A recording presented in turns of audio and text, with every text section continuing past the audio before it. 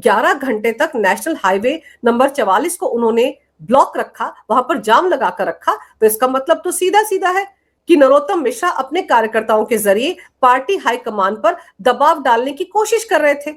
उनकी कोशिश यही थी कि किसी ना किसी तरीके से आशुतोष तिवारी का टिकट कैंसिल हो जाए और उनको टिकट मिल जाए। हालांकि बीजेपी के नेता कैलाश विजयवर्गीय ने साफ कर दिया था कि पार्टी हाईकमान एक बार जो फैसला करता है टिकट को लेकर, उसको कभी वापस नहीं करता जब तक कि कोई बड़ी वजह ना हो। लेकिन नरोत्तम मिश्रा का और उनके कार्यकर्ताओं का यह ड्रामा लगातार चलता रहा।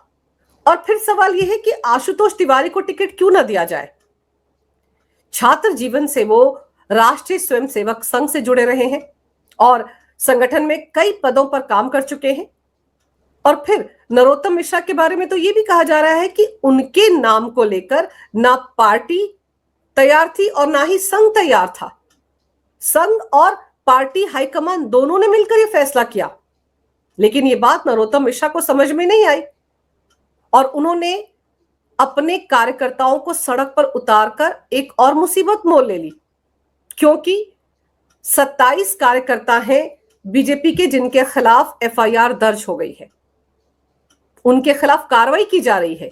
क्योंकि बीजेपी जो अपने आप को पार्टी विद द डिफरेंस कहती है, जहां पर अनुशासन सबसे ज्यादा जरूरी है कार्यकर्ताओं के बीच में, वो पार्टी इस तरह की हरकतें क्यों बर्दाश्त करेगी। और फिर कहा यह भी जा रहा है कि पार्टी ने नरोत्तम मिश्रा को विश्वास में नहीं लिया, उनको पहले नहीं बताया गया था कि उनको टिकट नहीं दिया जा रहा है, या उनके लिए पार्टी ने कुछ और सोच रखा है, इस बारे में भी कोई जानकारी नहीं दी गई। तो सवाल ये उठता है कि अगर टिकट किसी और को दे दिया गया और उनको पहले से भरोसे में नहीं लिया गया था, तो भी क्या इस तरह की हरकत करके वो पार्टी हाईकमान पर कोई दबाव बना सकते हैं। अब बैकफुट पर जा रहे हैं, अब पूरा का पूरा दाव उनका उल्टा पड़ गया।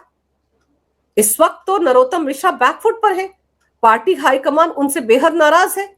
साथ ही साथ उनके कार्यकर्ता जो बीजेपी के कार्यकर्ता हैं, वो बीजेपी के उम्मीदवार आशुतोष तिवारी के साथ नहीं है, वो नरोत्तम मिश्रा के साथ है। तो क्या यह माना जाए कि नरोत्तम मिश्रा इस तरह की हरकत करके पार्टी के अंदर मध्य प्रदेश में एक और पावर सेंटर खड़ा करना चाहते थे? क्या वो ये दिखाना चाह रहे थे कि वो बहुत पावरफुल हैं, दतिया में सिर्फ उनका सिक्का चलता है, वो जब चाहे अपने कार्यकर्ताओं को उतारकर सड़क पर घंटों जाम लगा सकते हैं? और उनकी इस हरकत के बाद क्या वाकई पार्टी हाईकमान कभी उनको कोई और पद देगा? अगर वो थोड़ा संयम रखते, सब्र रखते, तो शायद उनको कोई बड़ी जिम्मेदारी भी आने वाले दिनों में मिल सकती थी। लेकिन ये शक्ति प्रदर्शन करने का दाव नरोत्तम मिश्रा पर उल्टा पड़ गया है। अब जिस तरह से 27 कार्यकर्ताओं के खिलाफ एफआईआर दर्ज हो गई है क्योंकि उन्होंने पुलिस पर पथराव किया, एक एसपी समेत कई पुलिसकर्मी जख्मी हो गए हैं। और समझने वाली बात यह है कि हो किस राज्य में रहा है जहां पर बीजेपी की ही सरकार है, केंद्र में भी बीजेपी की सरकार है। तो किसको चैलेंज कर रहे थे नरोत्तम मिश्रा? पार्टी हाईकमान को, अमित शाह को। अब उनकी हालत ऐसी हो गई है कि ना वो घर के रहे ना घाट के। अगर वो चुपचाप से आशुतोष तिवारी की उम्मीदवारी को स्वीकार कर लेते तो शायद आने वाले दिनों में उनको कोई बड़ा पद मिल जाता। लेकिन उन्होंने घमंड में आकर कि दतिया में सिर्फ उनका सिक्का चलता है, जो दाव खेला वो अब उल्टा पड़ गया है।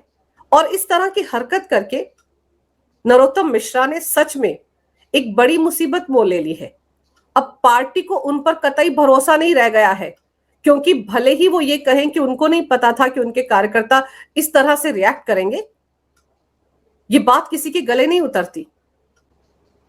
पार्टी कार्यकर्ताओं को सड़क पर उतरने के लिए नरोत्तम मिश्रा ने ही उकसाया होगा। अगर उनके कार्यकर्ता पुलिस पर पथराव कर रहे थे, बीजेपी कार्यालय पर कब्जा कर रहे थे, तो वो क्यों वहां पर नहीं गए और क्यों उन्होंने वहां जाकर कार्यकर्ताओं को नहीं रोका? बल्कि वो तो अलग से मीडिया से बात कर रहे थे, उन्होंने अपने कार्यकर्ताओं को संबोधित भी नहीं किया। तो ऐसे में अगर 27 कार्यकर्ताओं के खिलाफ, 27 नेताओं के खिलाफ दतिया में एफआईआर दर्ज हुई है, तो यकीन मानिए इसकी आंच नरोत्तम मिश्रा तक भी पहुंचेगी। सरकार उन्हीं की है मध्य प्रदेश में, लेकिन अब इस कार्रवाई में वो भी फंसेंगे, वो भी कानूनी शिकंजे में आएंगे। अगर उनको लगता था कि वो राज्यसभा में भेजे जा सकते हैं, वो नहीं हुआ, और उनको लग रहा था कि उपचुनाव में उनको उम्मीदवारी नहीं मिली, तो उनको आत्ममंथन करने की जरूरत थी कि पार्टी ने क्यों उनके नाम पर मोहर नहीं लगाई, क्यों उन्होंने 2023 में जिस नकारात्मक छवि के चलते वो चुनाव हारे थे, क्यों उन्होंने उसमें आत्ममंथन नहीं किया। उनको सुधार करना चाहिए था। और बीजेपी एक ऐसी पार्टी है जहां पर एक एक उम्मीदवार की छवि जनता के बीच क्या है, इसका बाकायदा एक सर्वे होता है, और उसी सर्वे में लोगों ने अपनी नाराजगी जाहिर की नरोत्तम मिश्रा के खिलाफ, इसीलिए उनको टिकट नहीं मिला। लेकिन अब उनकी इस हरकत का खामियाजा उनको भुगतना पड़ेगा। फिलहाल तो कार्यकर्ताओं के खिलाफ एफआईआर दर्ज हुई है, लेकिन बहुत जल्द उनका नाम भी आने वाला है इस लिस्ट में। और अब वो देखेंगे कि उनकी सरकार, उनकी पार्टी की सरकार ना सिर्फ उनके कार्यकर्ताओं बल्कि उनके ऊपर भी कानूनी कार्रवाई कर सकती है।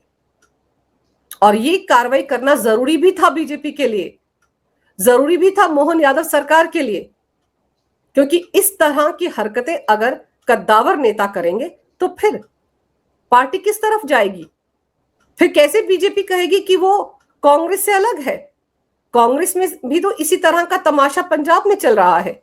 चरणजीत सिंह चन्नी क्या कर रहे हैं, वो भी तो पार्टी आला कमान पर दबाव डालने की कोशिश कर रहे हैं कि उनको सीएम कैंडिडेट घोषित किया जाए पंजाब विधानसभा चुनाव के लिए, और फिर अध्यक्ष को कुर्सी से हटाया जाए। यही दो मांगे तो रखी हैं उनके कार्यकर्ताओं ने।